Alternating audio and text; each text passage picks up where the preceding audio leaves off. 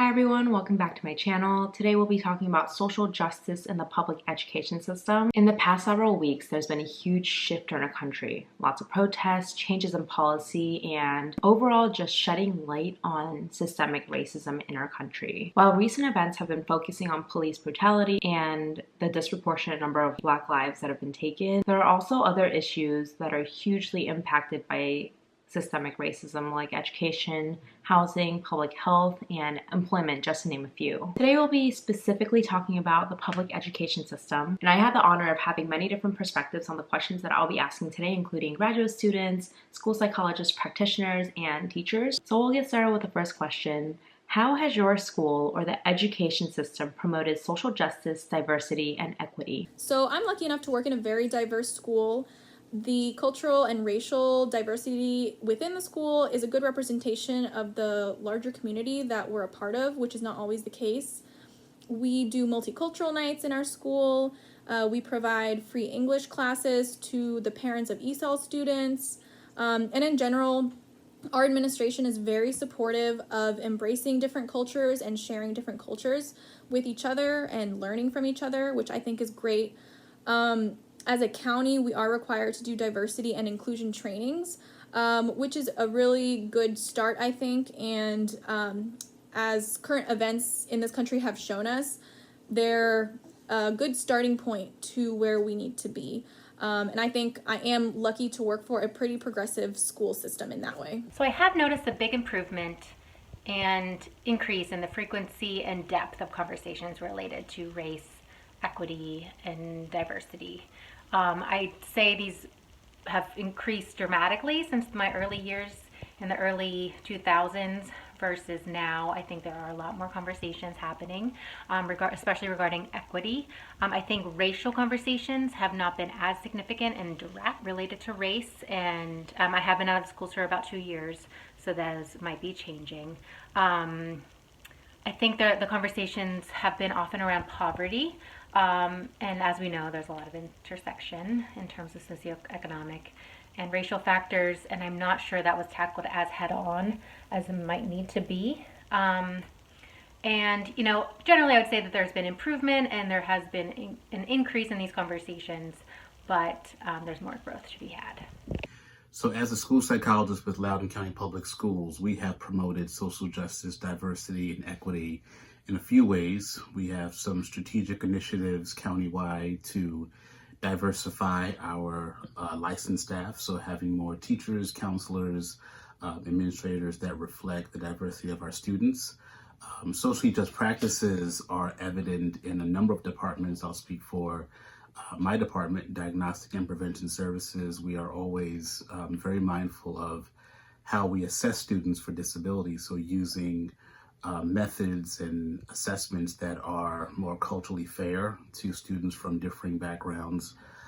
Equity in general is a fairly new initiative for the district using that term, but we are trying to be mindful of our teaching practices. We're mindful of our discipline practices, so we are achieving equitable outcomes for all students. Was there a time you experienced racism, discrimination, or racially unjust practices in a school? Hi, my name is Nick. I live in California. I live in the Central Valley. So I've experienced racism in the education system so much. Growing up, I basically was like the only Black in the classroom. Even to this day, even in my university, I'm like maybe one or two of the only African Americans in my class. In high school, there was probably 500 students, and there's about 5 black kids, including me.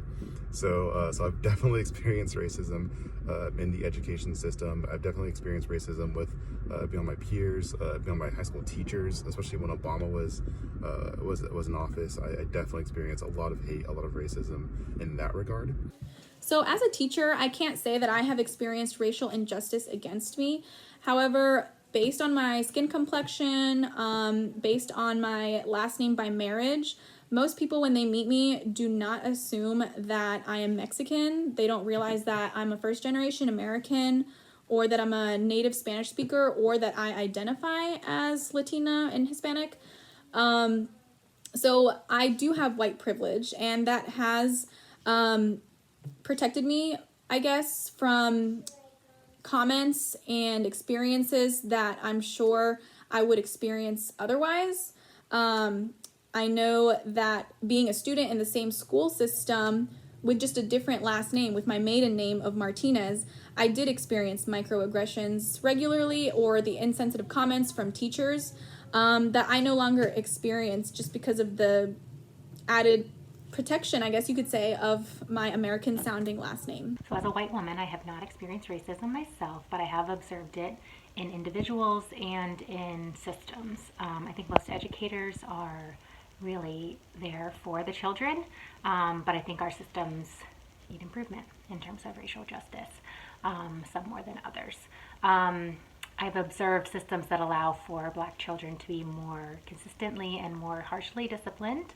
I've observed teachers say comments like those kids or make disparaging comments about their parents maybe not caring as much when really there's other factors going on.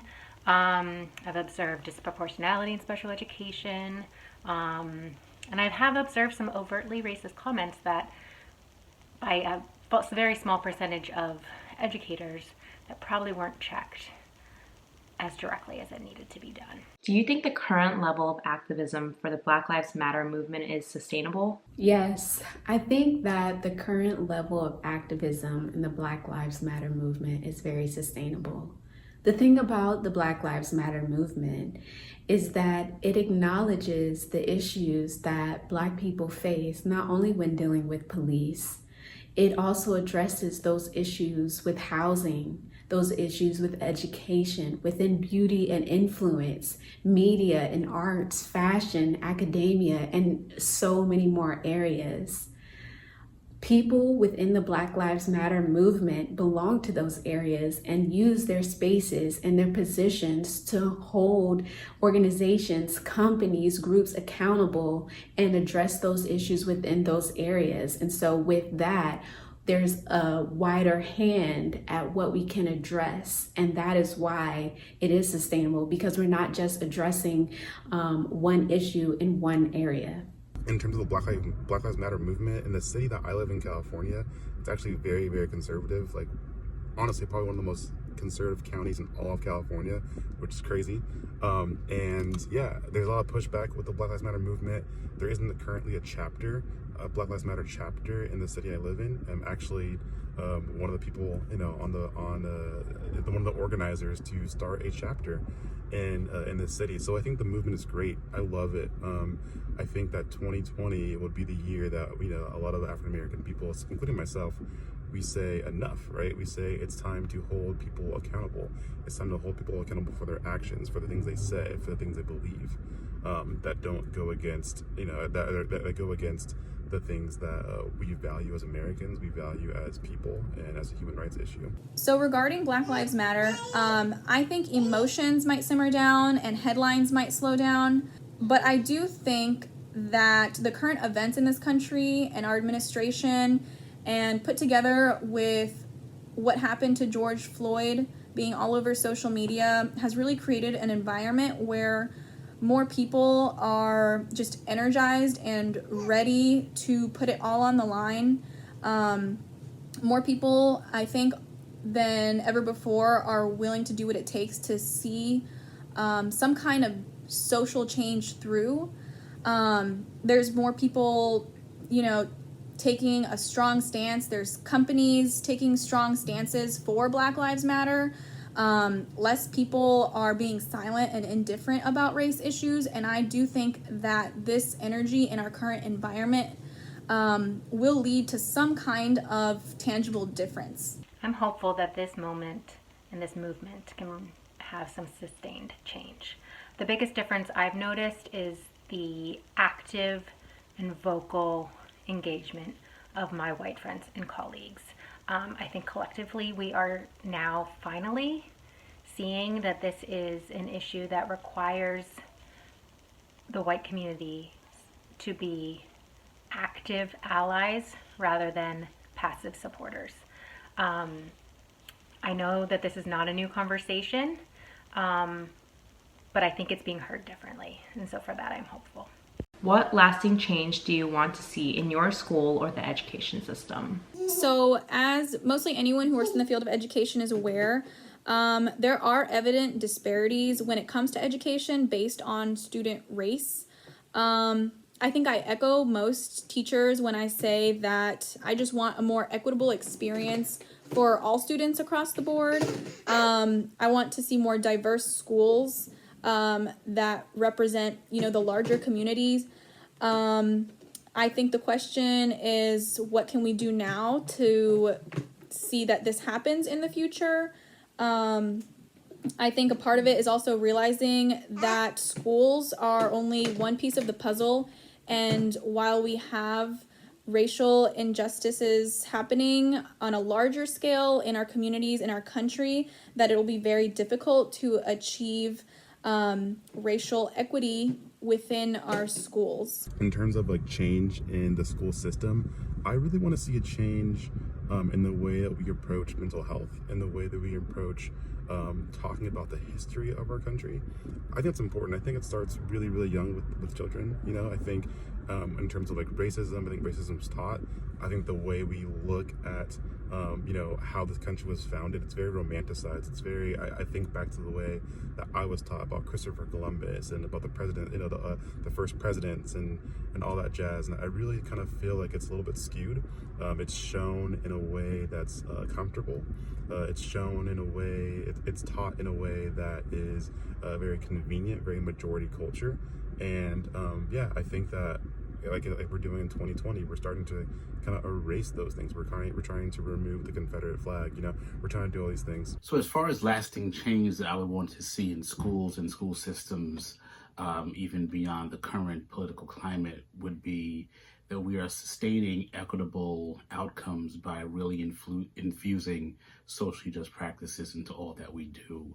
That requires intentional and deliberate actions every day in our teachers, in our counselors, school psychologists, all professionals, that when we see things that are harmful to students, be it in curricula, in discipline practices, assessment practices, instructional practices, that we are calling those things out and making the necessary changes to really promote equitable outcomes.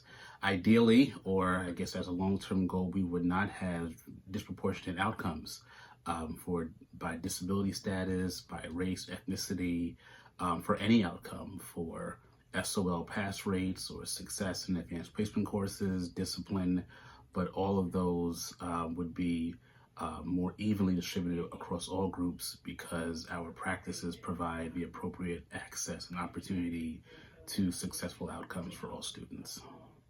In terms of lasting change, I think there needs to be some real gutting of some of our systems and institutions. One huge difference is how schools are funded.